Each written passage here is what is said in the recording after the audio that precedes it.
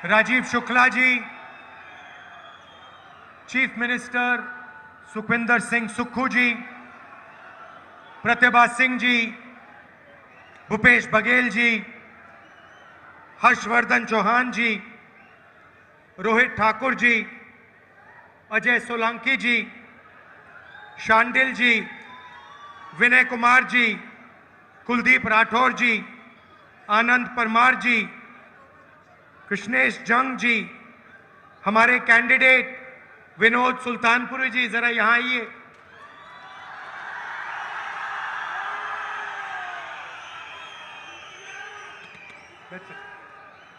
Stage पे वरिष्ठ नेता, हमारे सारे के सारे प्यारे कार्यकर्ता, जिनको मैं आजकल बब्बर शेर कहता हूं,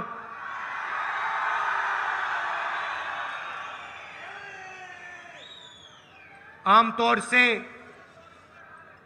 बब्बर शेर अकेला होता है, जंगल में अकेला मिलता है। यहां पे आया हूं, हजारों बब्बर शेर बैठे हैं एक साथ। भाई और बहनों, हिमाचल प्रदेश के युवाओं और प्रेस के हमारे मित्र, आप सबका यहां बहुत बहुत स्वागत, नमस्कार। मूड तो आपका बहुत अच्छा है।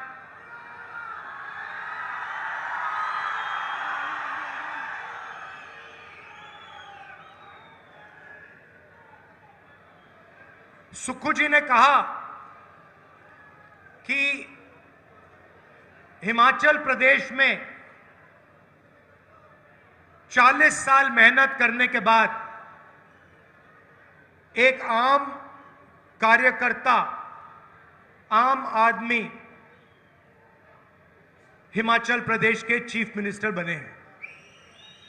अब मैं इसके बारे में दो चीजें कहना चाहता हूं। पहली बात कि मैंने अपनी आंखों से सुक्खू जी को मेहनत करते हुए देखा है, कांग्रेस पार्टी की विचारधारा के लिए लड़ते हुए देखा है। और दूसरी बात आपने कहा आम कार्यकर्ता, आम आदमी और आम कार्यकर्ता नहीं होता है, सब के सब लोग स्पेशल होते हैं। हर व्यक्ति की कोई ना कोई स्ट्रेंथ होती है और हमारे सारे के सारे कार्यकर्ता दिल से दिन भर मेहनत करते हैं। जब हमारी सरकार होती है, हमारी विचारधारा को प्रोपेगेट करते हैं। जब बीजेपी की सरकार होती है या दूसरों की सरकार होती है, तो हमारी जो विचारधारा है उसकी रक्षा हमारे सारे के सारे स्पेशल कार्यकर्ता करते हैं।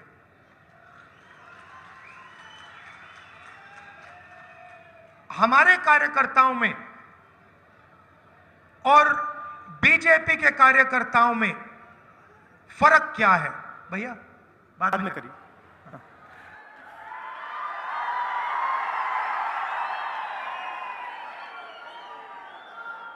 आपसे बातचीत करनी है, डायरेक्ट कर रहा हूं।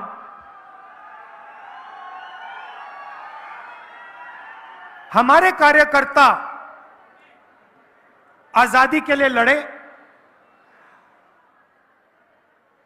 हमारे लाखों कार्यकर्ता जनता की आवाज बनकर आजादी की लड़ाई लड़े और देश के लोगों के साथ मिलकर हमारे कार्यकर्ता ने देश को यह संविधान दिया है। ये संविधान कोई मामूली किताब नहीं है। और कहा जाता है कि ये आजादी के बाद कॉन्स्टिट्यूशन बना, मगर अगर हम थोड़ी सी गहराई में जाएं तो पता लगेगा कि इस कॉन्स्टिट्यूशन की, संविधान की सोच हजारों साल पुरानी है। हिंदुस्तान के महापुरुषों की सोच इस कॉन्स्टिट्यूशन में है और ये हिंदुस्तान की, भारत की बहुत पुरानी आवाज है। बीजेपी के कार्यकर्ता, बीजेपी के नेता इस संविधान पर आक्रमण कर रहे हैं। संविधान पर आक्रमण करने के अलग अलग तरीके हैं। सबसे पहला डायरेक्ट आक्रमण। उनके नेता खुलकर कह रहे हैं, मीडिया को कह रहे हैं कि अगर हमारी सरकार बनी, 400 पार हो गई, तो हम इसको बदल देंगे, फाड़ के फेंक देंगे। तो एक तो हुआ डायरेक्ट सामने कि हम इसको खत्म करेंगे। कांग्रेस पार्टी कहती है ये देश की आवाज है, वो कहते हैं नहीं, हमें ये नहीं चाहिए, देश की आवाज नहीं होनी चाहिए, सिर्फ नरेंद्र मोदी की आवाज होनी चाहिए। मतलब आपने सुना, अपने आप, अपने कानों से आपने सुना। आजकल नरेंद्र मोदी के इंटरव्यूज चल रहे हैं, देखे होंगे आपने। वो 4 चमचे बैठा देते हैं और फिर वो सवाल पूछते हैं, मोदी जी एक बात बताइए, आप आम कैसे खाते हो? आप क्या उसको छील के खाते हो या चूस के खाते हो? मोदी जी जवाब देते हैं, पता नहीं, सब कुछ अपने आप होता है। मैं बाकी हिंदुस्तान जैसे मैं बायोलॉजिकल नहीं हूं। बाकी हिंदुस्तान खेती करता है, मेहनत करता है, मुझे तो परमात्मा गाइड करते हैं। मैं हिंदुस्तान में एक ऐसा व्यक्ति हूं, अकेला, जिसका डायरेक्ट परमात्मा के साथ कनेक्शन है।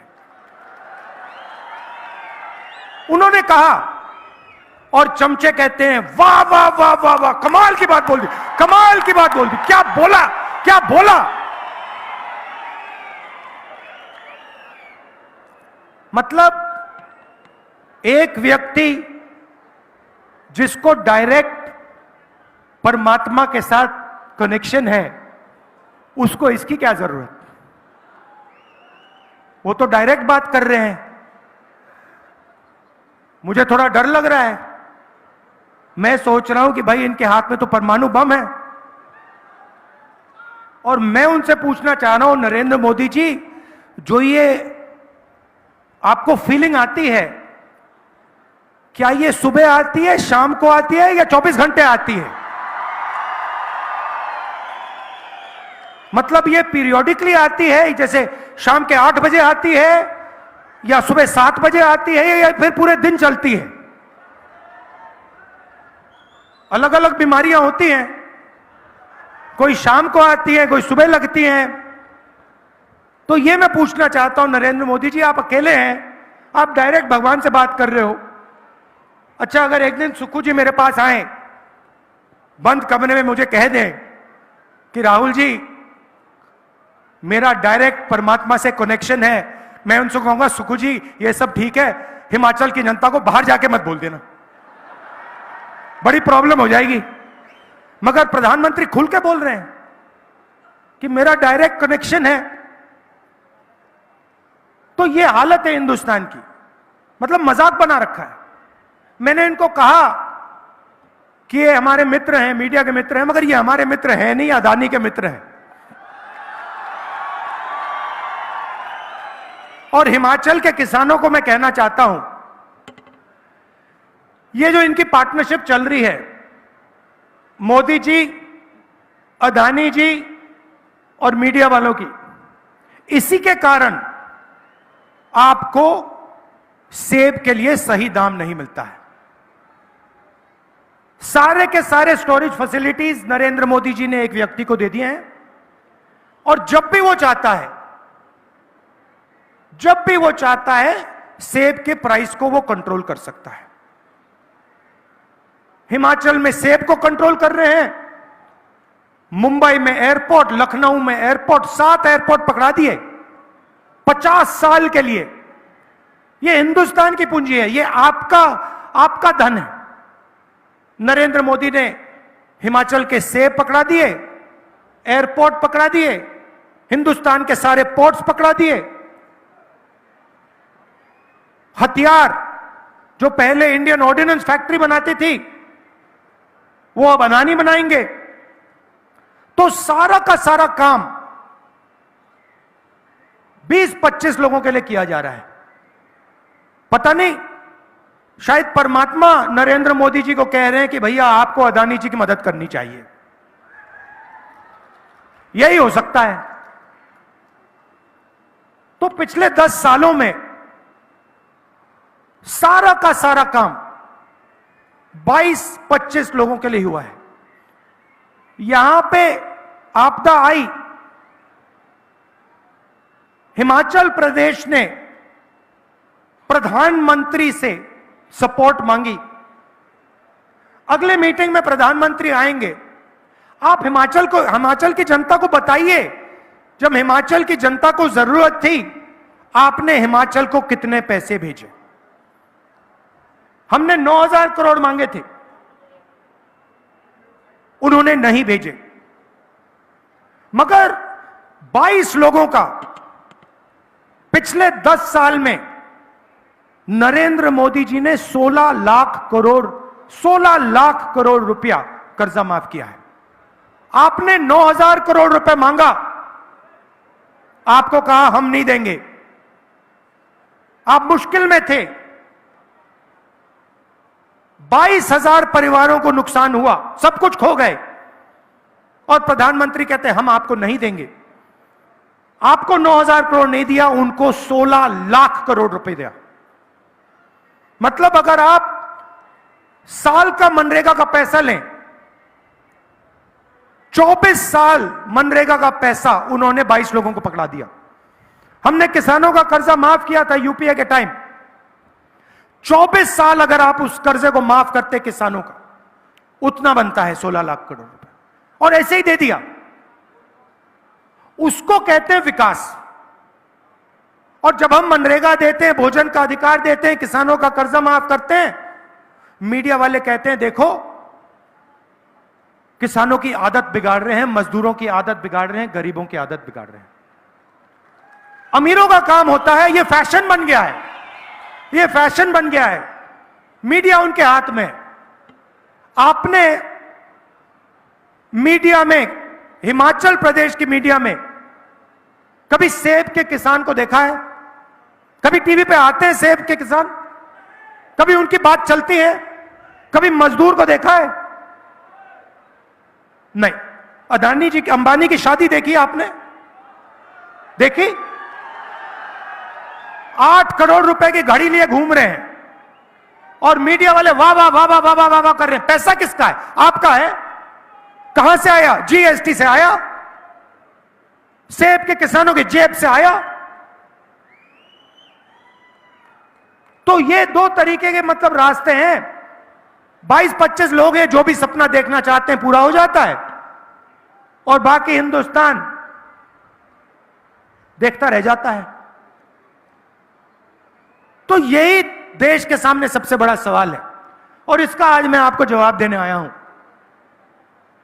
10 साल में उन्होंने 16 लाख करोड़ रुपया 22-25 लोगों को दिया है, मतलब 22 अरबपति उन्होंने बनाए हैं।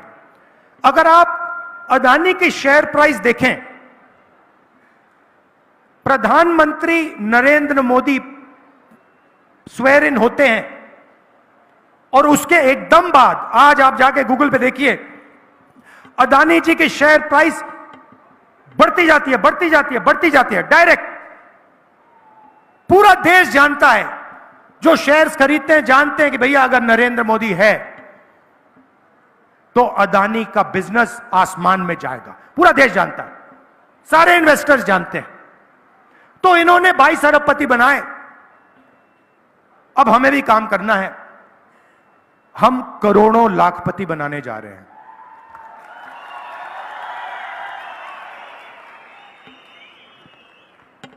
देश के सारे गरीब लोगों की लिस्ट बनेगी। यह हमारा पहला काम होगा। देश के सारे गरीब लोगों की लिस्ट बनेगी। हर परिवार में से, हर गरीब परिवार में से एक महिला का नाम चुना जाएगा। हिमाचल प्रदेश में, उत्तर प्रदेश, तमिलनाडु, हर प्रदेश में इस लिस्ट में किसान के परिवार होंगे, मजदूर के होंगे, बेरोजगार युवाओं के परिवार होंगे, छोटे व्यापारियों के परिवार होंगे। 5 जुलाई को करोड़ों महिलाओं के बैंक अकाउंट में 8,500 रुपए आपको मिलेगा। जुलाई में 5 जुलाई, 5 अगस्त, सितंबर, अक्टूबर, नवंबर, दिसंबर, जनवरी, ठकाठक ठकाठक ठकाठक ठकाठक ठकाठक अंदर। और मैं आपको अभी बता रहा हूं, जब ये होगा, ये सारे के सारे प्रेस वाले कहेंगे कि देखो, इंडिया की सरकार गरीबों को डायरेक्ट बैंक अकाउंट में पैसा डालकर उनकी आदत बिगाड़ दी है। और मैं कहूंगा कि अगर आप लोगों ने ज्यादा बोला, हम उसको दुगना कर देंगे। मुझे कोई फर्क नहीं पड़ता। आपकी क्रेडिबिलिटी गई, खत्म हो गई है। कोई आपकी बात सुनता ही नहीं है, क्योंकि आप उनके हो। आप हमारे हो ही नहीं, आप जनता के हो ही नहीं, आप किसानों के, मजदूरों के, छोटे व्यापारियों के हो ही नहीं। नोटबंदी की नरेंद्र मोदी जी ने, हिंदुस्तान के सारे छोटे व्यापारियों को खत्म कर दिया। जीएसटी, गलत जीएसटी लागू की, प्रेस वालों ने एक शब्द नहीं बोला, बिल्कुल चुप बैठे रहे। तो इसीलिए हर महीने खटाखट खटाखट खटाखट खटाखट अंदर जाएगा, और उस दिन तक जाएगा जिस दिन तक ये परिवार गरीबी रेखा से नीचे होंगे। जब परिवार गरीबी रेखा से ऊपर आ जाएगा तो उसके खाते में यह पैसा नहीं आएगा, मगर उस दिन तक सब गरीबों को हिंदुस्तान की सरकार 1 लाख रुपए साल का देगी। यहां पे किसानों को प्राइस फिक्सिंग का मुकाबला करना पड़ता है। जैसे मैंने कहा, अदानी जी आते हैं, किसानों को सेब बेचना होता है, प्राइस गिर जाती है, और उसके एकदम बाद जब किसान सेब बेच देता है, प्राइस बढ़ जाती है। यह हालत पूरे देश में है। किसान जाते हैं, मार्केट में जाते हैं, कुछ भी खरीदते हैं, शर्ट, पैंट, मोबाइल फोन, उस पर प्राइस लिखी होती है, मगर किसानों को सेब के लिए, अनाज के लिए, गेहूं के लिए, कपास के लिए, धान के लिए सही दाम नहीं मिलता है। सही बात है ना? इसीलिए पहली बार हम एक क्रांतिकारी काम करने जा रहे हैं। हिंदुस्तान में, हिंदुस्तान के किसानों को एक कानूनी मिनिमम सपोर्ट प्राइस, कम से कम दाम, कानूनी कम से कम दाम हम देने जा रहे हैं। और वहां नहीं रुकेंगे।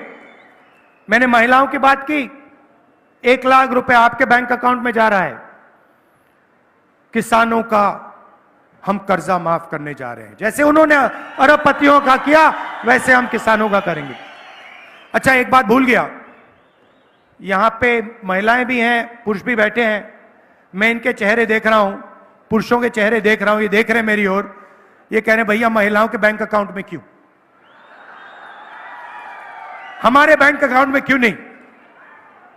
महिलाएं थोड़ी खुश दिख रही हैं, पुरुष सोच रहे भैया बैंक अकाउंट से पैसा हमारे यहां कैसे आएगा, प्लानिंग कर रहे हैं। तो मैं आपको बताना चाहता हूं कि महिलाओं के बैंक अकाउंट में क्यों, और शायद हिमाचल प्रदेश इसका सबसे बड़ा उदाहरण है।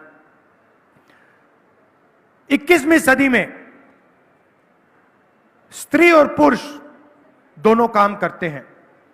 स्त्री और पुरुष मजदूरी करते हैं, जॉब करते हैं, डिलीवरी का काम करते हैं, कॉल सेंटर में काम करते हैं। 8-10 घंटे हिंदुस्तान के स्त्री और पुरुष घर के बाहर काम करते हैं। उसके लिए स्त्री को और पुरुष को सैलरी मिलती है, पैसा मिलता है, कॉम्पनसेशन मिलती है। मगर फिर शाम को स्त्री और पुरुष घर जाते हैं। पुरुष रिलैक्स करते हैं और स्त्री 8 घंटे और काम करती है। मतलब अगर हिमाचल प्रदेश के पुरुष 8 घंटा काम करते हैं दिन में, तो हिमाचल प्रदेश की जो स्त्री हैं वो 16 घंटे काम करती हैं। ये शायद पुरुषों को बात अच्छी नहीं लगी। देखिए ये ताली और बजा रही हैं, आप थोड़ी ताली कम बजा रही हैं। इसीलिए हम महिलाओं के बैंक अकाउंट में 1 लाख रुपए 8,500 खटाखट डाल रहे हैं। मगर मैं जानता हूं कि अंत में प्रेशर डाल के आपके बैंक अकाउंट से ये लोग पैसा उठा के ले जाएंगे, तो इनको भी फायदा होगा। अब यहां युवा भी हैं, कह रहे हैं भाई राहुल जी आप किसानों की बात कर रहे हो, आपने अरबपतियों की बात की, डिमोनेटाइजेशन जीएसटी की बात की, महिलाओं के बैंक अकाउंट में पैसा डाल रहे हो, हमारा क्या होगा? नरेंद्र मोदी जी ने हमें वायदा किया था 2 करोड़ युवाओं को रोजगार दूंगा, कुछ नहीं हुआ।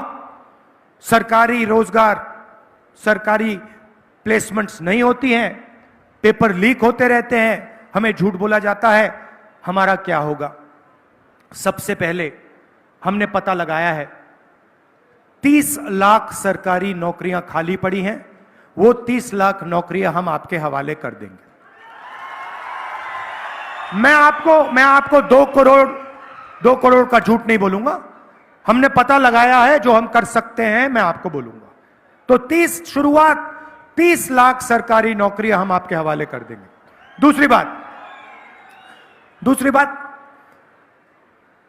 मनरेगा में हम गरीब लोगों को अधिकार देते थे रोजगार का, मगर जो हमारे ग्रेजुएट्स हैं, college graduates, university graduates, diploma holders, उनको मनरेगा योजना से फायदा नहीं होता क्योंकि वो मजदूरी नहीं करेंगे, वो ग्रेजुएट्स। तो अब हम हिंदुस्तान के ग्रेजुएट्स के लिए एक नया अधिकार लाने जा रहे हैं। इसका नाम है पहली नौकरी पक्की अधिकार। Public sector, BHEL, HAL, private sector, बड़ी बड़ी कंपनियों में, सरकारी ऑफिसेज, सरकारी अस्पताल, सरकारी कॉलेजेस, यूनिवर्सिटीज में हिंदुस्तान के बेरोजगार युवाओं को यह अधिकार मिलेगा। 1 साल की नौकरी आपको पक्की मिलेगी, बेहतरीन ट्रेनिंग इन कंपनियों में, ऑफिसेज में आपको मिलेगी, और हर महीने आपके बैंक अकाउंट में खटाखट 8,500 रुपए जाएगा। 1 साल में आपके बैंक अकाउंट में 1 लाख रुपया जाएगा। महिलाओं के बैंक अकाउंट में, बेरोजगार युवाओं के बैंक अकाउंट में, किसानों के बैंक अकाउंट में। मजदूरों को आज मनरेगा में 250 रुपए मिलता है, हमारी सरकार आएगी 400 रुपए मिलेगा। आशा और आंगनवाड़ी में जो महिलाएं काम करती हैं, आपकी आमदनी हम दुगनी करने जा रहे हैं। अब मैं आपको थोड़ा समझाना चाहता हूं कि हम ये कैश इंजेक्शन जो है, पैसे का इंजेक्शन हिंदुस्तान के गरीब लोगों को क्यों कर रहे हैं, इसके पीछे सोच है। ये कोई फ्री गिफ्ट नहीं है, ये मत सोचिए कि आपको फ्री गिफ्ट दिया जा रहा है। देखिए नरेंद्र मोदी जी ने उनका 16 लाख करोड़ रुपया कर्जा माफ किया। अदानी का, अंबानी का, बड़े बड़े अरबपतियों का। उन्होंने इस पैसे से लंदन में, न्यूयॉर्क में, ऑस्ट्रेलिया में, जापान में, चाइना में अलग अलग चीजें खरीदी, जमीन खरीदी, रियल एस्टेट खरीदा। मगर जो उन्होंने धन खर्चा है वो पूरा का पूरा उन्होंने बाहर खर्चा है, हिंदुस्तान में पैसा नहीं खर्चा है। इसके कारण हिंदुस्तान की अर्थव्यवस्था आस्ते चलने लगी है, रोजगार नहीं पैदा हो रहा है। अब हम क्या कर रहे हैं? हम पैसा आपके बैंक अकाउंट में डाल रहे हैं। आप इसको अमेरिका में नहीं खर्च करोगे, जापान में नहीं खर्च करोगे, आप इसको हिमाचल प्रदेश के गांव में, कस्बों में, शहरों में, शिमला में, बाकी प्रदेशों में इसको जाके खर्च करोगे। जैसे ही आप ये पैसा हजारों करोड़, लाखों करोड़ रुपए, जैसे ही आप इस पैसे को खर्च करोगे, वैसे ही आप कैसे खर्च करोगे? आप शर्ट खरीदोगे, पैंट खरीदोगे, स्कूटर खरीदोगे, मोटरसाइकिल खरीदोगे, मोबाइल फोन खरीदोगे, ये चीजें खरीदोगे। जैसे ही आप खरीदना शुरू करोगे, वैसे ही हिंदुस्तान की फैक्ट्रियां मेड इन इंडिया शुरू हो जाएगा। और उन्हीं फैक्ट्रियों में जिन बेरोजगार युवाओं को हम ट्रेनिंग दे रहे हैं, जिनके बैंक अकाउंट में हम 1 लाख रुपए डाल रहे हैं, उन्हीं फैक्ट्रियों में मेड इन इंडिया वाली, सच्ची मेड इन इंडिया वाली फैक्ट्री में उन्हीं बेरोजगार युवाओं को रोजगार मिलने जा रहा है। तो एक प्रकार से जैसे मोटरसाइकिल स्टार्ट होती है, पहले आपको फ्यूल टैंक में पेट्रोल भरना पड़ता है, वैसे ही हम हिंदुस्तान की अर्थव्यवस्था में पेट्रोल, फ्यूल डाल रहे हैं। आपके जेब में फ्यूल डाल रहे हैं, उसके बाद हिंदुस्तान की अर्थव्यवस्था चालू होगी और एक बार फिर जो पहले रोजगार होता था वो एक बार फिर आपको मिलेगा। तो ये हमारी प्लानिंग है। मैं आप सबका दिल से धन्यवाद करता हूं। देखिए, यहां आपदा आई, हमने, हिमाचल प्रदेश की जनता ने आपके चीफ मिनिस्टर के माध्यम से 9,000 करोड़ रुपए मांगे थे। उन्होंने ये पैसा आपको नहीं दिया, मना किया। और उसके एकदम बाद जब हिमाचल प्रदेश को सरकार की सबसे ज्यादा जरूरत थी, उन्होंने पूरा दम लगाकर आपकी सरकार को चोरी करने की कोशिश की। यह आप भूलिए मत। लड़ाई कॉन्स्टिट्यूशन की है, संविधान की है। जो भी आपको मिला है, आपको स्टेट मिला ना, जो आपको हिमाचल प्रदेश स्टेट मिला, वो इस कॉन्स्टिट्यूशन की देन है। इस कॉन्स्टिट्यूशन के बिना हिमाचल प्रदेश प्रदेश ही नहीं बन सकता था। इसीलिए इसकी रक्षा करनी है। यह अंबेडकर जी का कॉन्स्टिट्यूशन है, महात्मा गांधी जी का, जवाहरलाल नेहरू का, और हिंदुस्तान की आवाज इस कॉन्स्टिट्यूशन में गूंजती है। मैं जानता हूं हमारे कार्यकर्ता इस कॉन्स्टिट्यूशन, संविधान के लिए लड़ेंगे और यहां पे हिमाचल प्रदेश में चारों की चारों सीट कांग्रेस पार्टी को आप दिलवाने का काम करेंगे।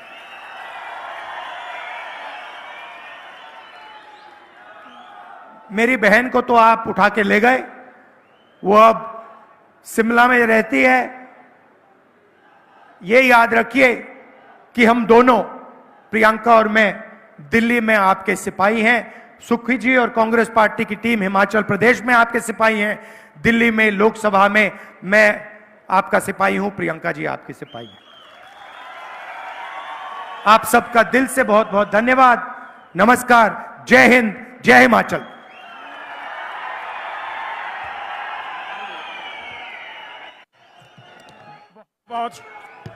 बहुत बहुत शुक्रिया। हेलो हेलो, बहुत बहुत शुक्रिया राहुल जी का। Congress party, Rahul Gandhi, Rahul Gandhi, Congress party. अब मैं गुजारिश करूंगा श्री आनंद परमार जी से कि वो जो है वो धन्यवाद करें। अरे यहां पे युवा प्रत्याशी हैं, इनको भारी बहुमत से आप जिताइए। धन्यवाद।